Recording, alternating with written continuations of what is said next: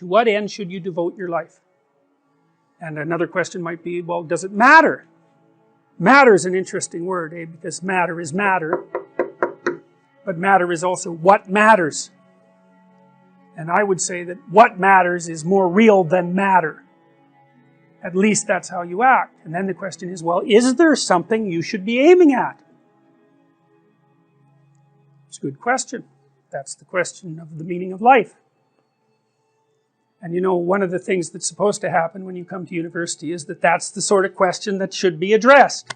And as far as I can tell, and this might just be my more cynical side, what I see happening to university students, generally speaking, is that they come in clinging to the wreckage of their culture and floating with the pieces, and those pieces are taken away by professors who tell them that everything can be deconstructed and nothing has any real meaning. It's like when you're finally educated, it's when you're floating out on the ocean and you've got nothing to stay afloat with. It's like, well, then you're done and you can graduate. And it's like, I don't see that as useful. Quite the contrary. People ask what the meaning of life is, and it seems to me that meaning is proportionate to the adoption of responsibility. You know, like, let's say you have a little sister who's like 3. And you're going to take care of her. Like, questioning whether that's a good idea just seems stupid.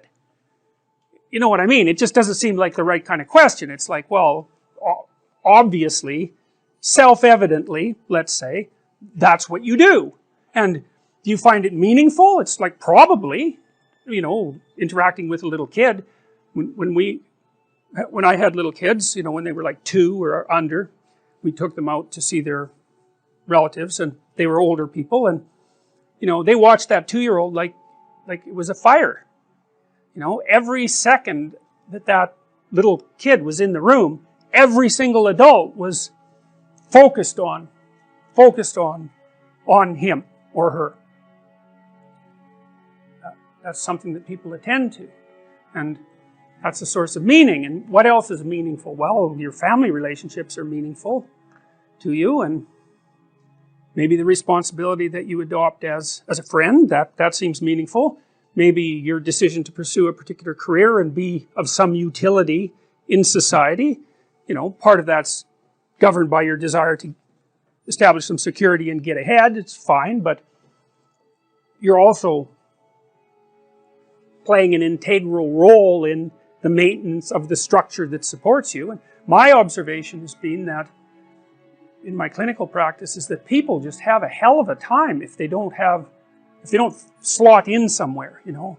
You know, you think, I got to go to work at 9 in the morning and, you know, I've got this rigid schedule. It's like, it's probably a good idea to be grateful for that, because what I've noticed is that if people pull out from those externally scaffolded systems, they drift. They get depressed, they get anxious, they don't know what to do with themselves. You know, they're kind of like sled dogs with no sled. And we're kind of like sled dogs, as far as I can tell, beasts of burden. Like, we need a load, man. We need a load. And the question is, what sort of load do you need? And here's why I think we need that. You know, I've been thinking about how to figure out what's real for a long time. And because I'm an existentialist, I'm operating under the presupposition that you can tell what people believe by watching how they act. I don't care what they say. I don't care what their statements are about their view of reality. Because the relationship between that and their actual actions is certainly not perfect, and sometimes doesn't even exist. One thing I've noticed is that no one argues with their own pain. Everyone who hurts acts as if they believe that pain is real. So we could say, the ultimate reality is pain. That's how people act. It's in keeping with the claims of many religious traditions. You know, the Jews are always recollecting past pain. I mean, the Christian God is a crucified person. I mean, there's a fair bit of pain there. For the Buddhists, the fundamental maxim is that life is suffering. And it seems to me that there's a metaphysical claim there. The metaphysical claim, but people act as if their pain is real. Now, that poses a problem. Life is a pain. Life is suffering, let's say. And why is that? Well, it's because you can be broken, hurt, and destroyed. And so, that seems pretty self-evident. And worse, you know it. And that makes people unique. Like, that's our self-consciousness, right? That's really what separates us in some sense from other creatures. I mean, other creatures have some self-consciousness, like a chimp can learn to recognize itself in a mirror, and so can a dolphin, but, you know, that's pretty bare-bones self-consciousness, you know? Real self-consciousness is the knowledge of your borders. And not only in space, but in time. And as far as I can tell, human beings are the only creatures that have discovered the future. And that's really good because we can plan for the future, but it's really bad because, you know, the future's finite, and that's a big shock to the old system. And it's the existential burden that everyone bears, and it's associated integrally with suffering. And so then you think, well, life is suffering, and it's finite, and that's part of the suffering. That's part of what makes you question the value of existing, and maybe the value of existence itself. So then what do you have to use as a weapon against that? Well, you know, we talked a little bit about responsibility. That seems to work, you know. The amount of responsibility that you adopt in relationship to things seems to increase your meaningful engagement. And you might say, well, what's the most meaningfully engaged activity? And you might say, well, how about a little reduction in the old suffering?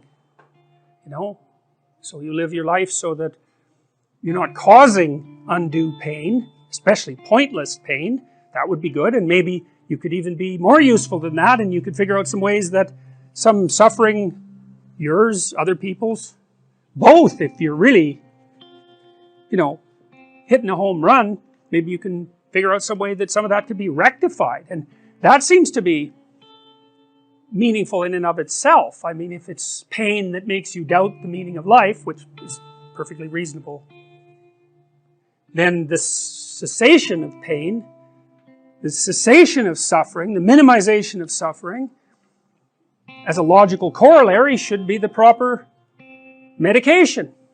And so I would say that means that there's some mode that you can conduct yourself in that makes you a good person. And part of being a good person is to alleviate suffering. Do you have problems in your life that you're not addressing that you could solve? And the answer is yes. And it's an easy thing to figure out. You sit on your bed one morning and say, okay, there's some things that need to be done that I don't want to do, that I could do, that would make things better by the end of the day. What are they? Well, your conscience will deliver those suckers in no time flat, man. And then you might have to say, okay, well, how do I entice myself into doing a few of those?